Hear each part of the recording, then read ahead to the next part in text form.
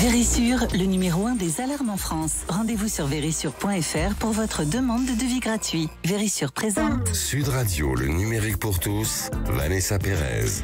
Bonjour et bienvenue dans ce nouveau numéro du numérique pour tous. Je suis ravie de vous retrouver en ce premier jour de l'année.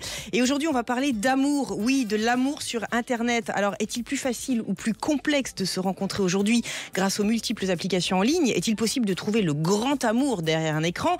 Et à l'ère de MeToo et de la pandémie, l'amour s'est-il métamorphosé?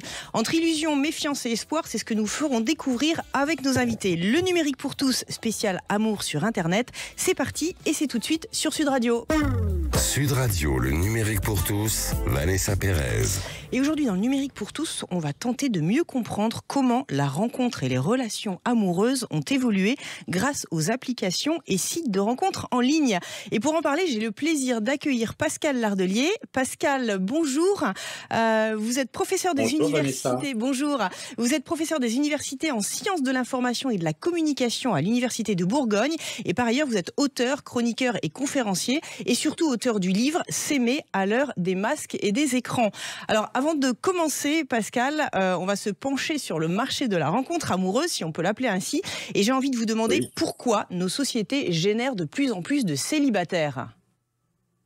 Alors en fait, la question elle est à la fois simple et complexe, mais pour aller vers une explication assez claire, je pense que depuis quelques décennies, les institutions traversent une grave crise et sont dans une zone de turbulence. Et au premier rang des institutions, alors il y a l'école, il y a la famille, etc., mais il y a le couple. Et c'est vrai que le couple, longtemps, il scellait les destinées et il scellait les unions, c'est-à-dire qu'on était mariés pour le meilleur et pour le pire, et ça, on le jurait devant la famille, le maire, le prêtre, etc., etc.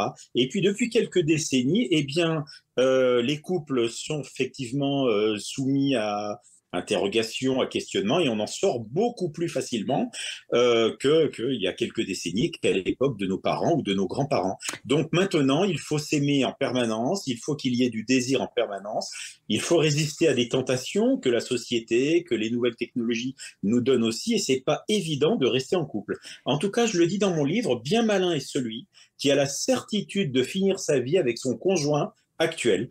Et ça, c'est pas une malédiction que je jetterais sur les couples qui sont heureux, qu'ils le restent longtemps, mais c'est vraiment une donnée sociologique. Voilà, le couple est devenu fragile, et de ce fait, pour répondre à votre question, Vanessa, eh bien, de plus en plus de personnes sortent du couple, alors qu'il y a quelques décennies, ils n'en seraient jamais sortis. Alors, qui on trouve, Pascal, justement, qui on trouve sur ces sites, justement? Est-ce qu'on trouve des jeunes qui veulent se mettre en couple, des personnes plus âgées, des gens qui veulent se divertir et juste avoir une rencontre d'un soir? C'est quoi un petit peu la sociologie de ce marché?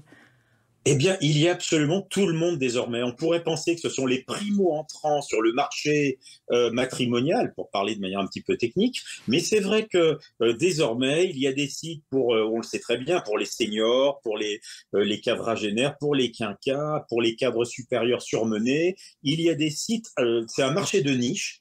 Et j'ai consacré plusieurs ouvrages au sujet. Et au début, il y a eu jusqu'en 2005 un marché qui était celui des sites généralistes. Voilà. Donc tout le monde était sur le même site ou sur les mêmes sites. Et puis avec l'arrivée des réseaux sociaux, on a vu monter les sites communautaires et affinitaires. Et maintenant, vraiment, il y a des célibataires de tous les âges, de toutes les conditions. Il y en a absolument partout, et on connaît tous des célibataires si on les passe soi-même d'ailleurs. Alors, on a l'impression que ça fascine un petit peu ces sites et qu'on va trouver absolument ce que l'on cherche en cochant quelques critères. Pourquoi il y a cette fascination? Pourquoi on se dit que c'est plus facile? La rencontre est devenue difficile dans les villes ou même dans les ruralités. C'est quoi ce phénomène? Alors d'abord, il y a une vraie crise de la rencontre. Il faut reconnaître qu'il y a une vraie crise de la rencontre. Et puis, vous le disiez dans votre lancement, le phénomène MeToo, la judiciarisation des rapports, notamment des rapports de genre sur les lieux de travail ou dans les lieux publics, la ringardisation de la drague dans la vraie vie, ça facilite pas la chose. Ça facilite pas la chose, c'est clair. Il y a vraiment une défiance et une méfiance entre les genres et d'un sexe à l'autre. Et puis alors, il y a autre... Oui, pardon. Allez-y. Pour répondre à votre question, il y a quelque chose de très important. Pourquoi est-ce que les sites et les applis sont l'arme fatale dans l'arsenal de la rencontre amoureuse, sentimentale et sexuelle? Eh bien, pour une raison, et la première, elle est évidente, c'est que le statut partenarial des gens inscrits est affiché. officiellement en tout cas, quand on est sur un site ou une appli, on est célibataire. Voilà. Donc on est fondé à draguer, on est fondé à être accosté, etc., etc. Et ça, c'est un paramètre qui me semble important. Alors que dans la vraie vie, dans la rue, au supermarché, au club de sport, au travail, pas évident d'aborder quelqu'un avec une petite idée derrière la tête, si je puis dire. Voilà. Bah, en même temps, les choses, elles n'ont pas beaucoup changé par rapport au Minitel, parce qu'on vous propose quand même, il y a des sites qui proposent de l'adultère, il y a des sites qui proposent aussi des combinaisons de plus deux ou davantage. Bien sûr. Les choses ont évolué ou pas forcément, en fait? C'est juste le média qui a changé. Si la France a une prééminence et si elle a été précurseur, c'est avec le Minitel, vous avez raison. Hein, et les gens de ma génération se rappellent des affiches ULA 3615, etc., qui étaient sur les palissades de chantier et qui peuplaient nos images urbaines. Et c'est vrai que le Minitel avait vraiment amorcé ce mouvement. Et puis, dès l'arrivée d'Internet, c'est-à-dire au milieu des années 1990, les sites ont pris leur essor. Et maintenant, si vous me permettez un anglicisme, c'est complètement mainstream. Mais des millions de personnes, des millions de célibataires sont inscrits sur les sites et les applis. Certains sont inscrits sur plusieurs sites, sur des sites et des applis. Et c'est vrai que c'est devenu un véritable hobby de chercher l'amour en ligne. Alors, de quel amour parlons-nous? Et ça, c'est bien la question. Alors, j'ai coutume de dire, et c'est plus qu'une boutade, que sur Internet, on trouve toujours l'amour, mais on ne trouve pas toujours l'amour qu'on cherche. Voilà.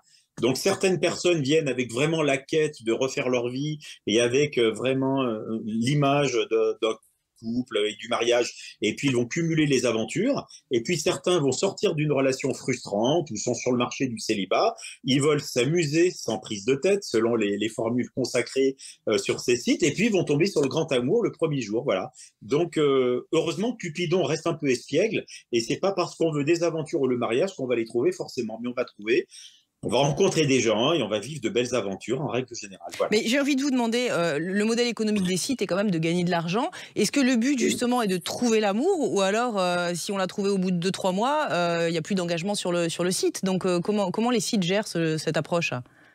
Vous avez entièrement raison, et c'est vrai que les algorithmes qui sont derrière tout ça, qu'une essayiste française, Judith Duportail, avait craqué, notamment je parle de celui de Tinder, ils ont tout intérêt, ces algorithmes, à ne pas vous proposer des personnes qui seraient exactement dans vos critères, puisque sinon, effectivement, on pourrait trouver l'amour et quitter les sites et déserter ces sites. Et c'est vrai qu'ils ont tout intérêt à nous proposer des relations, en tout cas des profits qui soient gratifiants, valorisants et attractifs, mais d'un autre côté, effectivement, leur business model, c'est que quand même, on y revienne. Alors, on y revient parce que le couple est fragile, j'en parlais tout à l'heure.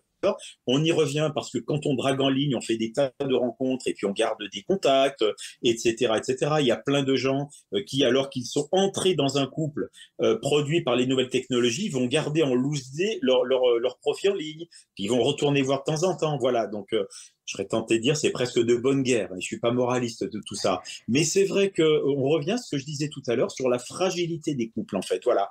Et c'est vrai qu'on vit une époque où c'est très, très difficile de faire vivre son couple parce qu'il y a des tentations, parce qu'il y a un fatalisme, parce qu'il y a une manière de se désengager finalement. Et on le voit à tous les niveaux de la société. Je crois qu'il y a une crise profonde de l'engagement dans la société. On le voit en politique, on le voit dans énormément de domaines, et ça affecte aussi le couple. Pascal, vous avez analysé beaucoup de sites français et internationaux, et j'ai envie de vous demander dans quelle mesure les sites de rencontres ont changé quelque part les règles de la sexualité. Hein, c'est ce que vous appelez la sexualité au débit, d'ailleurs, dans votre livre. Oui. Qu'est-ce que vous mettez sous ce concept de sexualité au débit? Ça veut dire que finalement, la drague, elle est passée avec les sites et les applis de l'artisanat à l'industrie.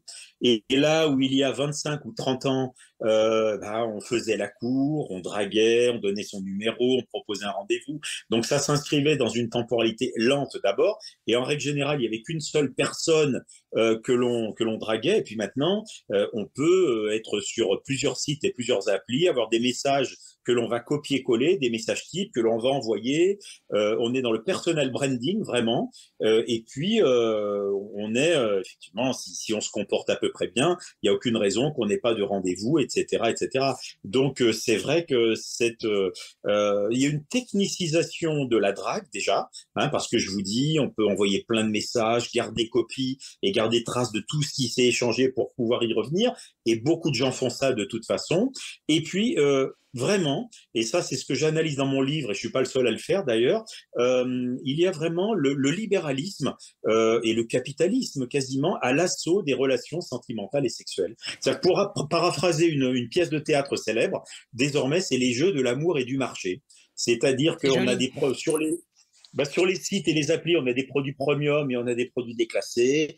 On a des têtes de gondole et puis on a des soldes. D'ailleurs, il y a même un site français qui a revisité les imaginaires du caddie et les femmes célibataires se promènent dans un supermarché et vont prendre des hommes-objets qu'elles vont mettre dans leur caddie avec des promos sur les tatoués, etc., etc.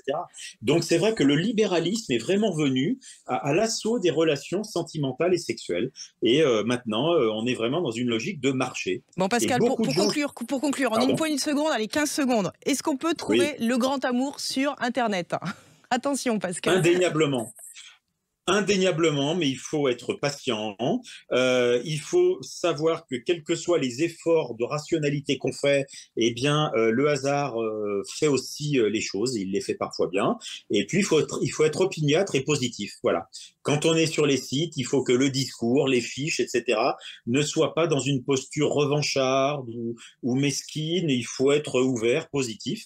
Et finalement, vous attirerez ce que vous dégagez. Bon, bienveillant et cohérent, en fait, un peu comme dans la vraie vie. Hein. Merci beaucoup, Pascal. Merci de nous avoir permis de décoder le marché de l'amour à l'heure de l'écran total. Restez avec nous. Dans quelques instants, on vous fera découvrir un site qui brise le tabou des rencontres amoureuses en ligne après 50 ans, mais aussi une application qui vous accompagne pour réussir au mieux votre rencontre. Le numérique pour tous spécial amour sur Internet, ça continue dans quelques instants et c'est sur Sud Radio. Vérissure, le numéro 1 des alarmes en France. Rendez-vous sur vérissure.fr pour votre demande de devis gratuit. Vérissure présente. Sud Radio, le numérique pour tous, Vanessa Pérez. Et aujourd'hui, un numérique pour tous spécial amour sur Internet. Et avec nous, pour vous accompagner au mieux dans votre rencontre, j'ai le plaisir d'accueillir Antoine Géraud.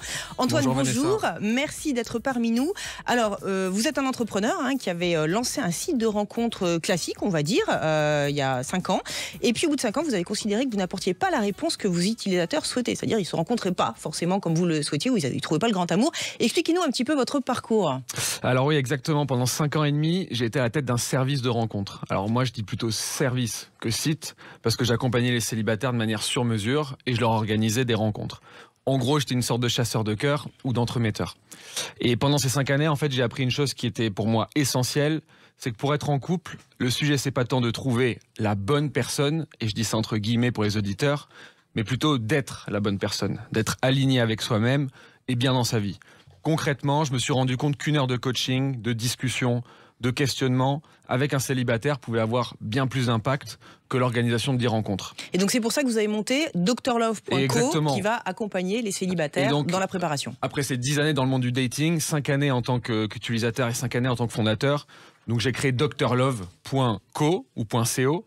Et le but, c'est que je vais accompagner de manière sur mesure les célibataires dans leur quête amoureuse. Alors expliquez-nous concrètement drlove.co, on peut y aller après cette émission. Exactement. Que proposez-vous ? Donc, je vais les accompagner de manière sur mesure de 5 à 7 semaines. Et ça va se faire en 3 phases fondamentales. Moi, je vais commencer avec un diagnostic sentimental. Le but, c'est de faire une introspection. Est-ce que j'ai vraiment envie d'être en couple ? Pour quelles raisons ? Qu'est-ce que j'attends d'un couple ? Quel type de personne me plaît ? Trop de personnes, je pense, se lancent tout de suite dans la recherche sans savoir vraiment ce qu'ils cherchent. Et ce qui est sûr, c'est qu'on ne sait pas ce qu'on cherche, on ne risque pas de le trouver. La deuxième étape, c'est qu'on va réfléchir avant d'agir. Il y a tellement de moyens de faire de rencontres aujourd'hui qu'il est, je pense, important de choisir celui qui peut le plus nous correspondre. Sinon, on va s'éparpiller. Il y a tellement de sites. Et donc, ça, pour moi, il faut aussi comprendre un point essentiel, c'est que les apps et les sites, ça reste des outils. Et qui n'ont pas forcément le but que vous soyez en couple. Donc si on y va à la fleur au fusil, on va rentrer bredouille. Et la dernière étape, c'est qu'on va passer à l'action. Donc là, vraiment, je vais les accompagner de manière sur mesure.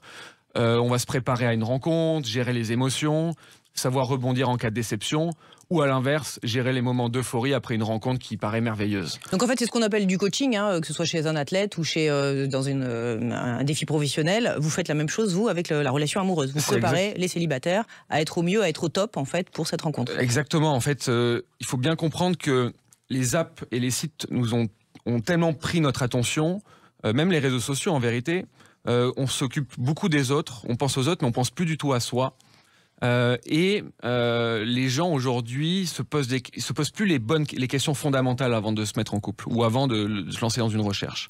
Et pour moi, la quête de l'amour passe inévitablement d'abord par une quête de soi. Donc, en effet, on assiste de plus en plus à des coachs qui vont accompagner les gens.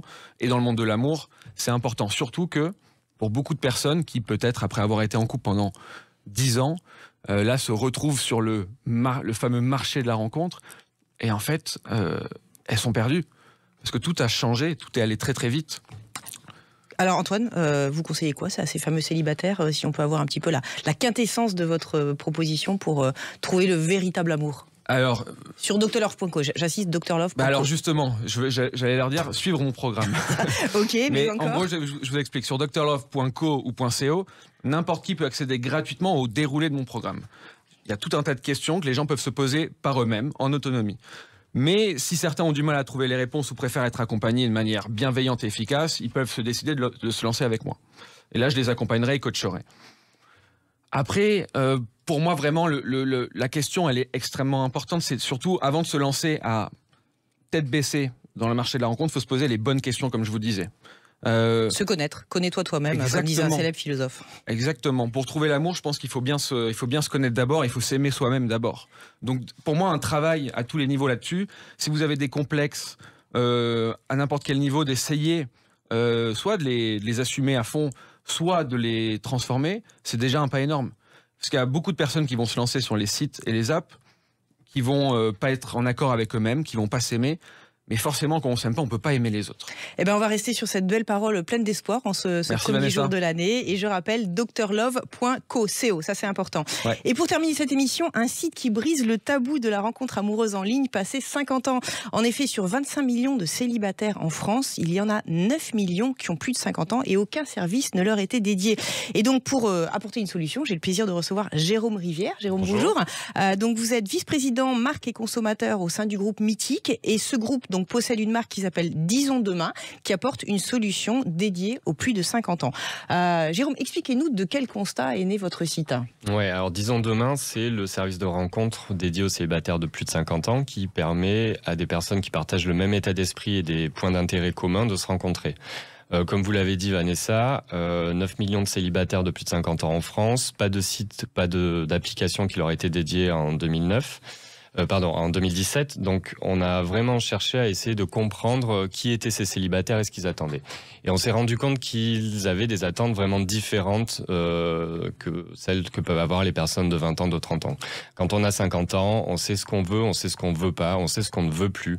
Quand on a souvent vécu une séparation, un divorce, on est aussi dans une démarche où on va être plus attentif à son bonheur, plus attentif à ce qu'on attend. Et on va plutôt être en recherche de personnes avec qui partager des centres d'intérêt, partager des bons moments. Et c'est comme ça que c'est créé Disons Demain. On est aujourd'hui à plus de 2,5 millions d'inscrits en France en 5 ans et c'est un vrai succès. Donc disonsdemain.fr ou .com juste pour nos auditeurs. Disonsdemain.fr. Très bien. Sur site ou sur application. Voilà. D'accord. Alors j'ai envie de vous poser la question. Et cela aussi, comme on a demandé à Pascal, vous êtes plus sur des relations durables ou sur des relations d'un soir? On trouve quoi sur Disons Demain? Comme je disais, c'est vrai qu'à 50 ans, on va pas avoir forcément la même démarche qu'à 20 ans ou qu'à 30 ans. On va pas forcément rechercher à créer un couple dans la logique de ce qu'on a pu imaginer par le passé, pas forcément chercher à se marier. D'ailleurs, je trouvais intéressant ce que disait le premier intervenant, où effectivement, dans le modèle du couple, il y a 10 ans, 20% des célibataires déclaraient avoir envie de se marier. Aujourd'hui, ils sont que 10%. Donc, on est sur des formes qui sont différentes. Et à plus de 50 ans, on va plutôt chercher quelqu'un avec qui partager des loisirs, des sorties, des centres d'intérêt communs. On va pas forcément avoir envie de vivre la vie domestique, mais vraiment profiter des choses ensemble. J'ai souvent eu des commentaires d'utilisatrices de Disons Demain, et je me souviens d'une célibataire qui nous disait c'est pas à 50 ans, 60 ans que je vais me remettre à laver les chaussettes d'un mec. Et je crois que c'est vraiment ça l'état d'esprit de cette cible-là. Ils sont plus libres, plus décomplexés. Ils veulent plus de quotidien en fait, ils veulent la belle partie de la relation amoureuse. Le plaisir des rencontres et profiter des rencontres. Mais ça ne veut pas dire que souvent, quand ils s'inscrivent, ils vont au début y aller pas à pas, souvent un peu pour rompre la solitude. Et finalement, ils vont rencontrer des gens qui partagent des intérêts et des relations amoureuses vont forcément se créer. On a beaucoup de témoignages chez Disons Demain de couples qui se sont formés sur nos services. Je pense notamment à Annick et Michel qui avaient 72 et 79 ans, qui se sont inscrits d'abord, chacun de leur côté pour rompre la solitude et voir un peu. Et en 2018 et qui sont mariés en 2019. Et c'est souvent les témoignages qu'on reçoit des gens qui y vont d'abord pour trouver plutôt un compagnon de vie et qui finalement retombent amoureux. C'est pas parce qu'on a 50 ans qu'on croit plus à l'amour. Hein. Ils sont 63% à croire au grand amour. Donc c'est important pour nous. Alors expliquez-nous ce que vous leur proposez, parce qu'il n'y a pas juste de la rencontre virtuelle. Les gens veulent en fait de la vraie rencontre et vous faciliter quelque part la vraie vie, le retour à la vraie vie. Ce qu'on propose sur Disons Demain, c'est vraiment la possibilité de rencontrer des personnes via des moyens les plus naturels possibles. Quand on a plus de 50 ans, on n'a pas forcément eu l'habitude d'utiliser des sites, des applications, donc on n'a pas forcément les codes, comme on disait précédemment. On a envie rapidement de trouver de la spontanéité, de rencontrer les personnes. Donc on a très rapidement lancé des sorties dès le lancement de Disons Demain. Donc partout en France, c'est important de le dire, dans les grandes villes ou dans les endroits plus reculés.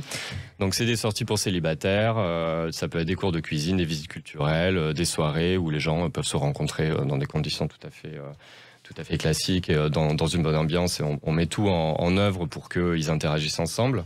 Avec la pandémie, avec le Covid, les usages du digital sont quand même beaucoup plus prononcés, et ça à tous les âges. Et donc depuis maintenant 1 an, on a lancé les live cafés. Donc les live cafés, c'est des espaces de discussion en vidéo, en petits groupes de 15 à 20 personnes sur Disons Demain, où vous pouvez discuter en live avec des célibataires de votre région autour de vos centres d'intérêt. Donc ça permet aussi de briser la glace et d'aborder les autres personnes dans une façon un peu plus naturelle. Et on leur permet aussi depuis cette année d'enregistrer des audios sur leur profil. Parce que finalement, quand on découvre un profil sur un site ou une appli de rencontre, on a toujours du mal à voir quelle est la personnalité de la personne. Nous, ce qu'on conseille sur Disons Demain, c'est de vite rentrer dans une conversation. C'est comme ça qu'on apprend à connaître les gens. Mais en mettant des audios où les gens peuvent s'exprimer sur leurs talents cachés, sur je sais pas, leur week-end idéal, tout d'un coup, ça amène de la spontanéité, on connaît les gens, on entend leur voix. Alors, j'ai envie de vous demander, parce que Disons Demain fait partie du groupe Mythique, comment on explique la longévité d'un groupe comme celui-là? Parce qu'il y a beaucoup de sites qui naissent et qui meurent. Vous, le site s'inscrit dans la durée. Et on sent aussi beaucoup de bienveillance à travers ce que vous dites, alors qu'on pourrait avoir peur de se faire harceler ou d'être mal considéré. Derrière vos propos, j'ai l'impression de lire... on rentre dans un club et puis on est bien accueilli et puis on est bien traité surtout. Il y a beaucoup de modération? Il y a beaucoup de modération. Mythique à 20 ans.